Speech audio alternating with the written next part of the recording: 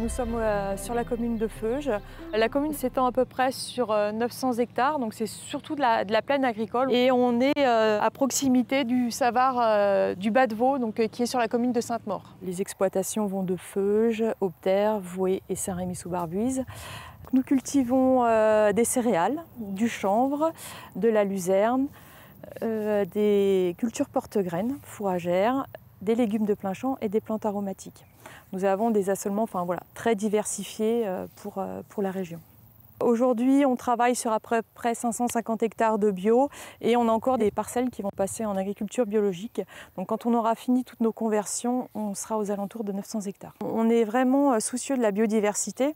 Donc depuis une vingtaine d'années, il y a eu des aménagements qui ont été mis en place, donc des haies, des bornes enherbées. On a aussi beaucoup de cultures qui vont fleurir, donc qui sont importants pour tous les pollinisateurs.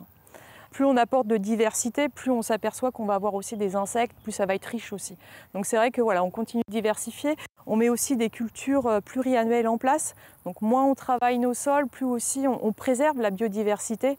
Donc voilà, c'est aussi des techniques qui changent et qui permettent de travailler en faveur de la biodiversité. Ce qui a motivé au départ à faire les aménagements, les haies entre autres, c'était déjà un peu rompre la monotonie des paysages. Et puis aussi, il y avait une préoccupation pour la biodiversité. Donc ça offrait des endroits des refuges, des endroits de reproduction et aussi des espaces pour se nourrir.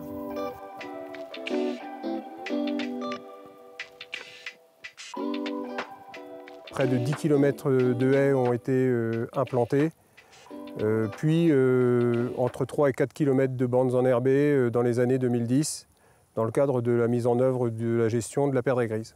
Les haies, telles qu'elles sont constituées aujourd'hui sur la commune de Feuges, créent un maillage favorisant la circulation et la dispersion des espèces, que ce soit les mammifères ou les oiseaux, ou encore les papillons et autres insectes volants.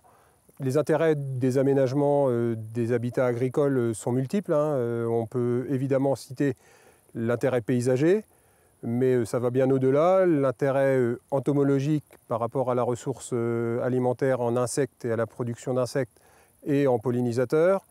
Les auxiliaires de culture d'un point de vue agronomique qui sont présents dans les haies et qui favorisent la limitation des ravageurs dans les parcelles agricoles voisines.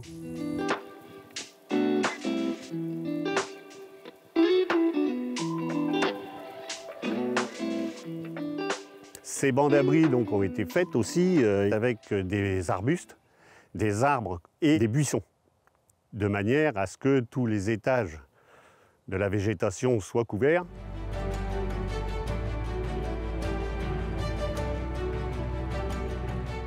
Et nous avons eu, comme dans beaucoup d'endroits, une invasion de chenilles processionnaires et qui, bien sûr, se plaisent énormément dans les pins noirs. Les propriétaires ont replanté sur ces deux sites, dont le bois que vous voyez derrière moi, il y a à peu près 350 arbres. Ces 350 arbres de différentes essences sont des feuillus. C'est important de prendre soin de cette nature, même si ça paraît banal, il y a énormément de choses à voir. Il faut simplement prendre le temps d'observer et bien en prendre soin, faire attention de ne pas abandonner ces déchets dans cette nature si précieuse.